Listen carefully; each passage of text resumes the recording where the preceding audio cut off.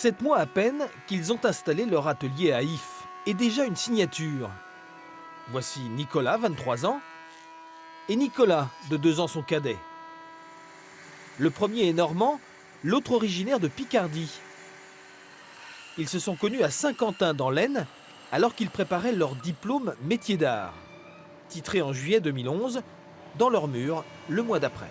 Donc on a un bureau qui est composé donc de 2 petites tables avec un pôle central. Et des réalisations dignes sans doute des ébénistes les plus talentueux, tels ce travail, chêne massif, plaquage d'ébène et cuir blanc, imaginé pour le cadre noir de Saumur. Donc voici un petit peu pour ce bureau qui a été réalisé l'année dernière et qui retransmet un petit peu notre style de création qui est à la fois la relation entre un travail traditionnel et un travail des lignes peut-être un peu plus contemporaines. L'intérêt de notre métier de concepteur-réalisateur, c'est vraiment de suivre le projet de A à Z, à partir du cahier des charges du client jusqu'à la livraison et la satisfaction du client si possible. Le corail avec le pot de pêche, il peut faire bien, je pense. Leurs bureaux sont installés face à face, mais à tout bout de champ, ils travaillent côte à côte. Chacun conduit ses propres projets, mais chacun aussi vient s'immiscer et enrichir ceux de l'autre. Une fois achevés, les meubles qu'ils créent sont estampillés, et l'œuvre alors devient commune, tout autant qu'unique. C'est une volonté de chacun de pouvoir tout simplement dire c'est une création de Nicolas et Nicolas. Il y a toujours ce relationnel entre nous deux et c'est pas l'un qui va être primé par rapport à l'autre. Je pense que c'est très important. Un bureau cylindre Louis XV signé Riesner.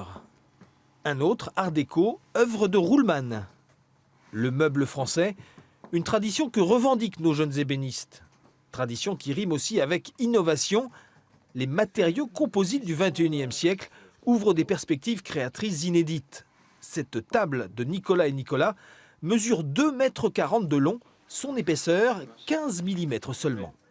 C'est vrai que les nouveaux matériaux offrent beaucoup plus de possibilités et du coup on est beaucoup plus libre au niveau de la création quand on a ces connaissances au point de vue des matériaux.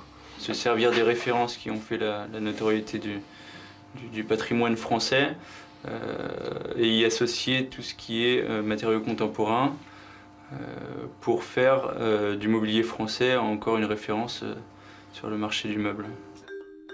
Une technique et un savoir-faire empreints de tradition et de modernité. Un design épuré, le tout au service de la simplicité et de la fonctionnalité. Voilà la patte, le style de ces jeunes créateurs associés que l'on retrouve au fil de leur réalisation.